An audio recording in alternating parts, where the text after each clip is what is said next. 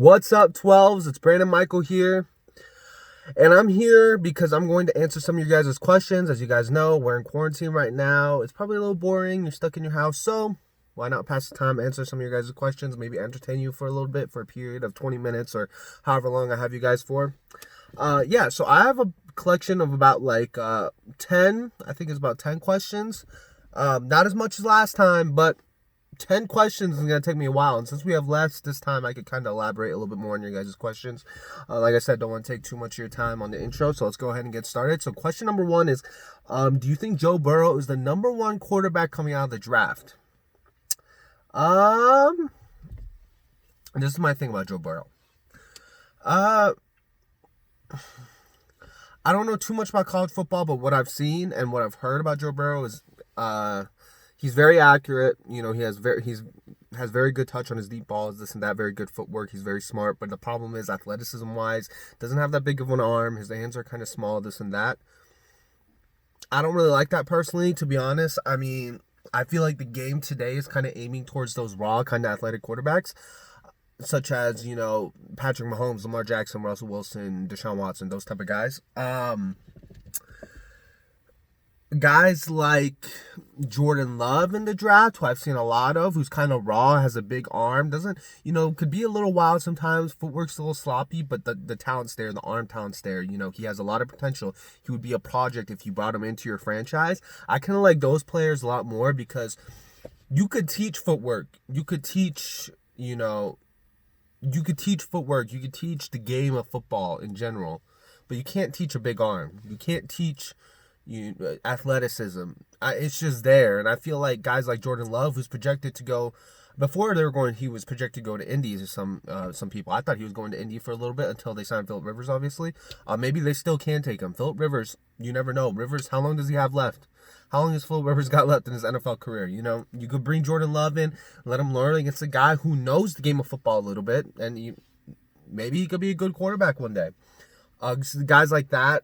Tua Tagovailoa, I think, is very good. I don't even know if Joe Burrow is going to be that good of what I heard. That's just my opinion. You can't teach talent like that. Jordan Love's got an arm. He's a little sloppy, like I said. He's a little raw. I'm not going to call him Patrick Mahomes, but he has a lot of qualities where he's like a poor man's Patrick Mahomes. I don't want to say that because obviously that's a big jump, but I like Jordan Love. I think Tua Tagovailoa is very good. Not to Justin Herbert at all. Not into him at all. Jacob Eason's cool. I mean, Jalen Hurts has some talent. He's like the top of the tier 2 quarterbacks. He's not tier 1, but he's on the verge of being a tier 1. But that's my thoughts on Joe Burrow. Sorry, I got really into the college football talk. But moving on to the next question. Sorry, guys, I gotta pull this up on the phone. Okay, so question number one, Ifedi by I Am Vlad Barron. Ifedi. Like, literally, that's all it says. It says Ifedi. Maybe I'm gonna just guess how do I feel about Ifedi leaving the team? Yeah, I'm happy, but the rumors that he's moving to the guard position, I'm very, very intrigued about that because I really do think that moving him into that position could be a good move, just because I feel like Ifedi always got beat on the outside. You know, being tackled, he was just a little bit slower. He was a step behind, and he was always beat by all these fast defensive ends, and that's what always caused them to have holding penalties. Maybe if you put him at guard, he doesn't get beat by those fast defensive ends. He's able to just compete, use his size, use his power, and then maybe he's able to be one of the top tier linemen on that team. I'm not gonna say in the NFL, but on the Chicago Bears. You never know. I mean, I'm not hating on Ifedi. You know, he got his bread. Congrats to him. But yeah, I think Jermaine Ifedi, that's a good signing for him. It wasn't a good fit for us. We need to move on. We've signed a bunch of good guys. I think Brandon Shaw will fit him perfectly at right tackle. Congrats on Jermaine Ifedi. I'm not one of those Seahawks fans that are like, thank God Jermaine Ifedi's gone. I mean, it's one of those things where it's like, hey, you know, it was one of those situations where we had to move on. It just wasn't a good fit. He played better towards the end of the season in the playoffs. He was our best lineman according to PFF. He played good. He cut down on the penalties. He didn't. I mean, I'm not going to hate on Jermaine. I'm not going to hate on Jermaine, guys. Do you think we should go after a pass rusher this draft if we get back Clowney and sign Everson by Cbaz RN 1971? Sorry, guys. Like I said, I might butcher a lot of you guys' names. Um, I feel like I answered this question in the last video. Yeah, no. If we, oh no, never mind. It was formatted a little bit different. No, we should not go for a pass rusher if we get Clowney and sign Everson. Which is very unlikely, but if it does somehow happen, no, we should not draft a pass rusher. I say if we get those two guys, we should trade back a little bit further, just so we can load up on those picks, because there's just no one around that spot. I mean, if we don't need defensive end no more, defensive end no more, why would we stick around that draft? By the way, guys, this is my Jimmy Graham jersey. Represent Jimmy Graham. Sorry, guys. Just had to show that off. Yeah. Nah, we should trade back if we happen to be in that situation. Andrew Zhang said, where will Clowney most likely sign to, and who is your all-time favorite Seahawk? Good question.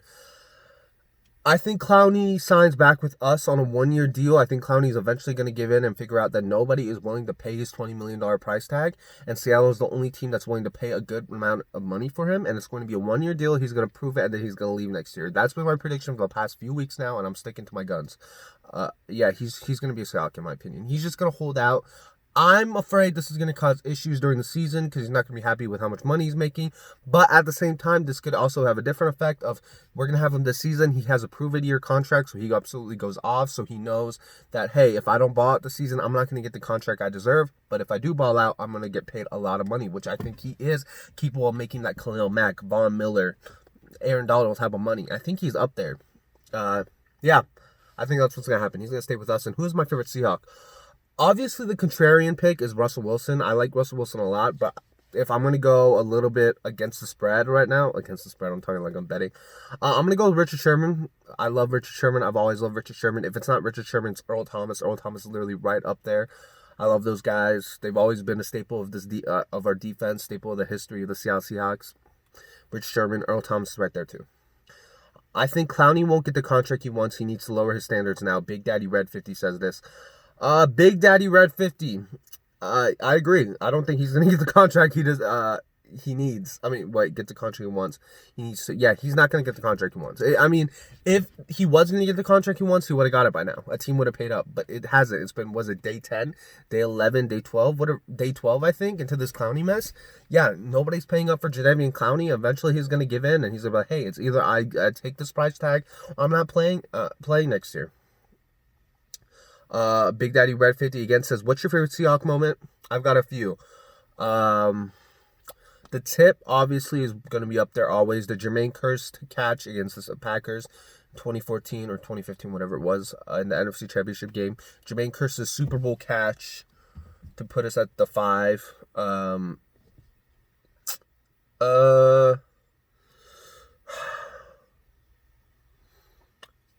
Doug Baldwin's 75-yard touchdown against the Pittsburgh Steelers, and we won 39-30 at home. That was a very fun game, and that means a lot to me because I love Doug. I have a lot of the San Francisco game. That was fun. Both the San Francisco games are memorable. Yeah, I have a lot, but definitely those are contrarian picks. I guess my non-contrarian pick was the Doug Baldwin one. Those are my favorite. Overly Gridiron Podcast says, do you think the Seahawks are the kind of team that would sign Antonio Brown? Yes, we are that type of team to sign Antonio Brown. We are one of those teams that will give people second, third, fourth, fifth chances. We've done it with almost every player, and it's paid off a lot of times. Josh Gordon paid off. Frank Clark paid off. A lot of these guys that are coming into the league or coming into the team with problems, we always ended up, helping these guys out because it's our culture and how Pete runs the team. I think if we would be a team to sign Antonio Brown. We would, but it's not going to happen. I don't think we sign Antonio Brown. I don't think Antonio Brown gets back in the league ever again, especially where this trail's going. Before, maybe if you would have asked me a month ago, I would have said, yes, Antonio Brown would play on an NFL team eventually. Changed my mind. I don't think that's going to happen. Least favorite NFL player currently, and that's asked by Steve J377. All right, Steve. Least favorite player. I don't really have a least favorite. I don't really have a least favorite player.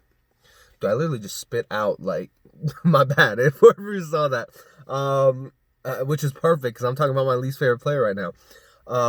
Least favorite NFL player,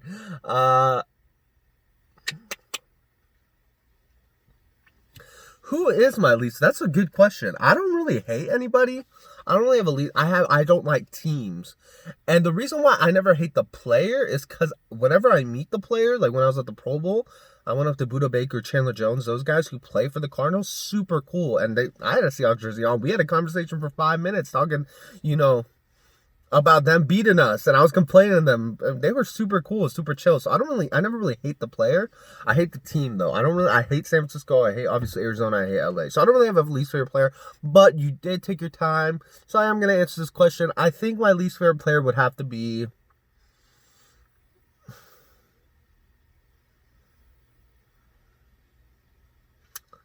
It's not Tom Brady, because I honestly like Tom Brady. A lot of people hate me for it. I think Tom Brady's a winner. He finds a way to win every time. I can't hate on that. He's great. It's not Tom Brady, which is a pretty common answer. A lot of people think. I don't mind Jimmy Garoppolo. I mean, he's kind of balling. Like the guy comes in and he like takes the Niners to the Super Bowl, makes a bunch of money, hooking up with girls. I mean, how can you hate on the guy? The guy's living his life. Yeah,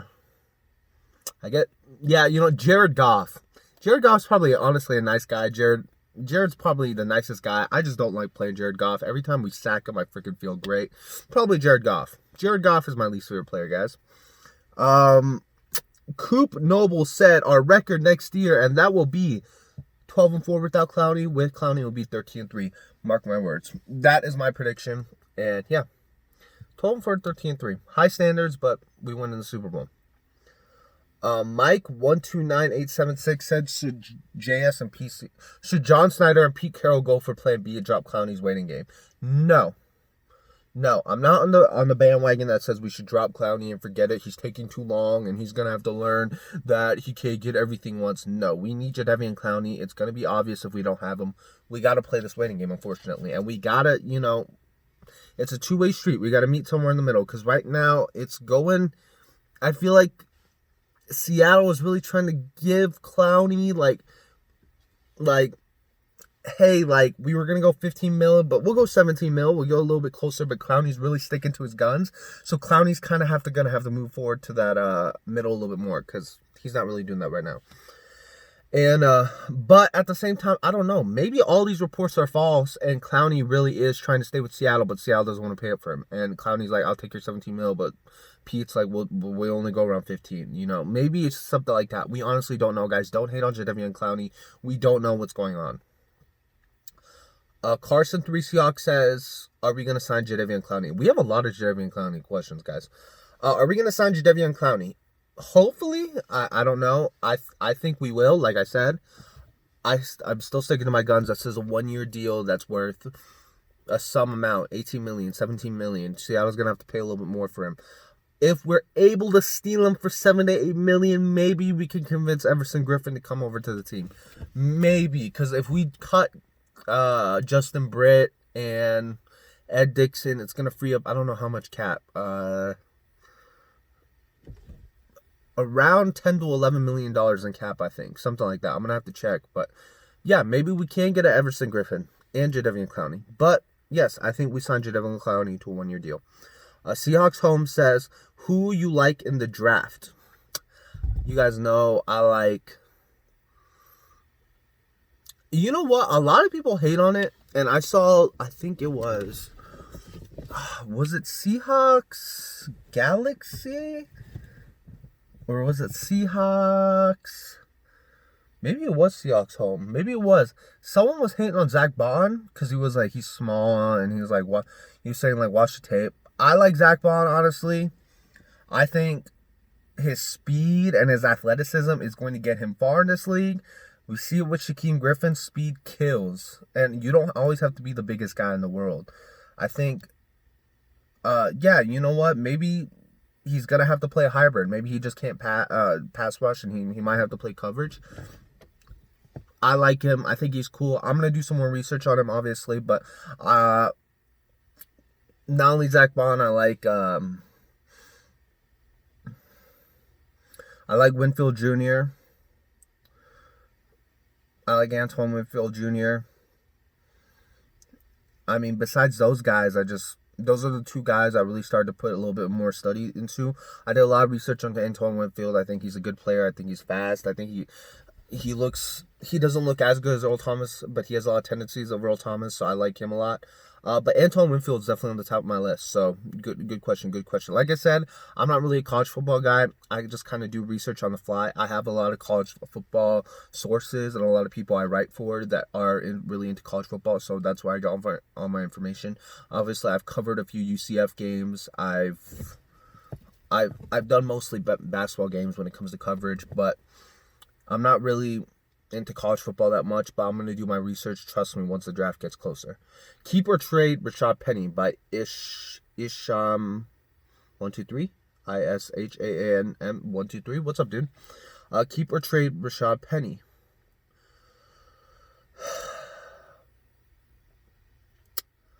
That's a good question. Keep Rashad Penny. And you're probably sitting here like, why would you say that? I really do like Rashad Penny. I think he's the future of this team.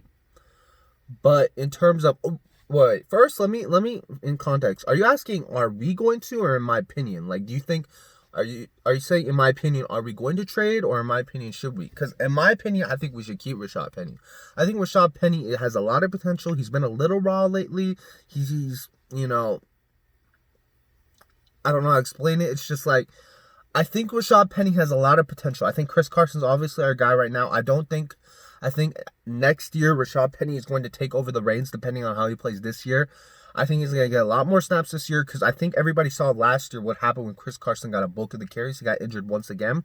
I think they're going to give a lot more carries to Rashad Penny this year. I think Rashad Penny, they're going to give him a lot of carries anyway because Rashad Penny is going to, they want to see what he's got. But at the same time, Carson's obviously going to get a lot of carries because if you guys know, this is Chris Carson's contract year.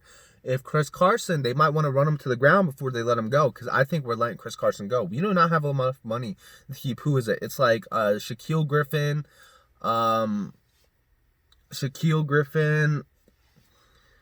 and someone else. I don't remember who it is. Guys, I've got to check it again. But we got to sign Shaq again, who I think we're going to give an extension halfway through the year. I honestly do think we're going to do that. I think Shaquille Griffin's always, we're going to have to sign him back. And I don't think we're going to be able to keep Chris Carson. I think Chris Carson's out.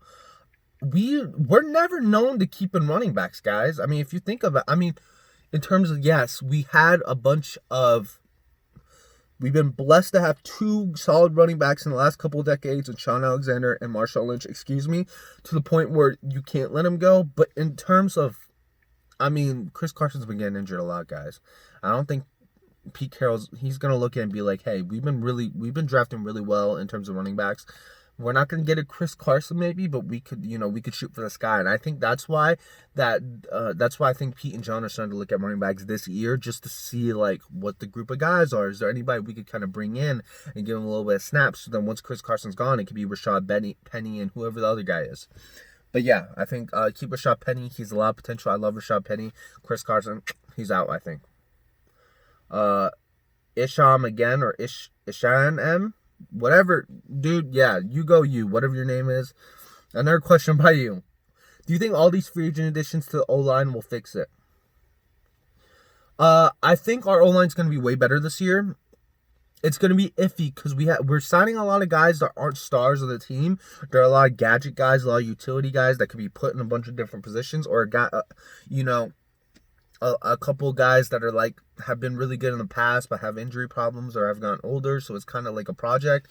But at the same time, we've gotten guys like DJ Fluker who was struggled a lot when he was with the Chargers, who was good, but like he wasn't great. But he comes to Seattle and now he's like one of our best run blockers. We find gems like that. So I think our line is going to be way better this year. Is it going to be great? Probably not great, but I think it's going to be way better. Anteater9Z says, who do you think are the top 5 best Seahawks quarterbacks of all time?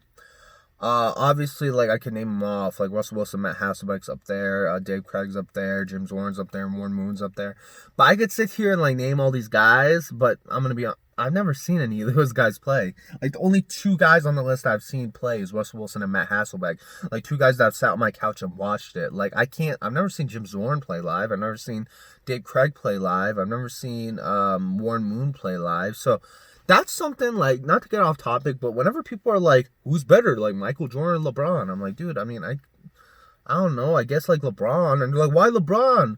I'm like, dude, well, I haven't seen Michael Jordan play. And they're like, well, search him on YouTube. I'm like, yeah, bro, I could watch, 10 minutes of video of Michael Jordan dunking on people, bro. But, like, does that really, like, make a case that he's the best of all time? Not really. Like, that's how I feel about Jim Zorn and stuff. Like, I could go up on YouTube and search up Jim Zorn and be like, wow, what a throw by Jim Zorn. But I'm like, what? How about the other 30 throws he made that game? Are they on point? Like, how about that interception that's on that game? But I can't watch it back because it's from 50 million years ago. Was it a bad pick? Was it his fault? Like, I can't really. And I would have to sit there and watch years and years and years of film on this guy just to know how good he is. So yeah, you know what? I'm gonna put Russell Wilson and Matt Hasselbeck above all those guys. I think Russell Wilson 1, Hasselbeck 2, and Jim Zorn 3. Dave Craig 4, Warren Moon 5. I don't know. There's my list. There's my list, guys. My little rant. Yannick Ngakoue or Jadeveon Clowney? I'm gonna stick to my guns again. I'm gonna say Jadeveon Clowney. Yannick Ngakoue is not coming to the Seahawks. I think it's confirmed now. He wants to go to Philadelphia. He's not coming to Seattle. I don't even think the reports are even coming for him. I mean, he's not coming to Seattle. And all those pictures, remember the one that was going on with he was at the SeaTac airport or whatever. I was like, how are you gonna like get that small picture and assume he's at SeaTac? Like, that's the most basic picture, and it didn't even show anything. There wasn't like the city in the background, or I mean, not the same. What am I talking about? Like anything like specific that SeaTac has. I mean, he's not coming to Seattle. It's either Clowney or Everson Griffin or draft someone. Those are only options. And NFL sources gave me emoji of the straight face. I don't know what that means, but thanks, bro. Much love. Go follow that guy, NFL sources. Yeah, guys, that's about it. I think I might make another video soon, maybe in the next couple of days, talking about some other things. Oh, by the way, guys, if you watch this whole video, I did comment on that Jadeveon Clowney stuff earlier. Like I said, a lot of journalists I had to talk fast because it was a short and sweet video, but in the journalism world, guys, you are going to find a lot of content that's going to be, mixed up, out of context. They're going to change a few words, and all of a sudden the story is completely different. If something looks fishy, or if it's big news that, like, the media outlet's big, if it's not ESPN or something, immediately go search it up, go to the outlet, and try and figure out as much as you can, as much details as you can, as much information that you can, because sometimes it could be out of context. Like that, like earlier when it says that a lot of thoughts are saying that he could wait until training camp. No report said that. Not even Seattle Times said that. They said something about him waiting and he could. Like some people wonder if he could, but nothing was directly what most of the media sources were saying. Just giving you guys a heads up because I don't want you guys to listen to some false bull crap and you guys like fall into it, and then all of a sudden you have the same thought in your head 3 weeks later because you read something off of whoever's Instagram page, and now you're thinking, well, you're having an argument with some guy on Instagram well, they said he's gonna wait until training camp, but and now you're having a false argument with someone over some lie you read on the internet. Just giving you guys a heads up, guys. So that's it. I'm probably gonna make another video soon. I hope you guys enjoyed this one, guys. Go Hawks. Stay safe, guys. Stay at home. Please do not leave your house. It doesn't help you. It doesn't help anybody else. Just stay at home. We'll get through this together. And then all of a sudden, it's going to be football season by the time you know it. Stay at school because, I'm focused on school because, we got these online classes we got to pound in. If you're a college, please stay in school, college kids. Don't be dropping out all your classes just because of this coronavirus. Keep pounding on these online classes, guys. I'll see you guys soon, and go Hawks.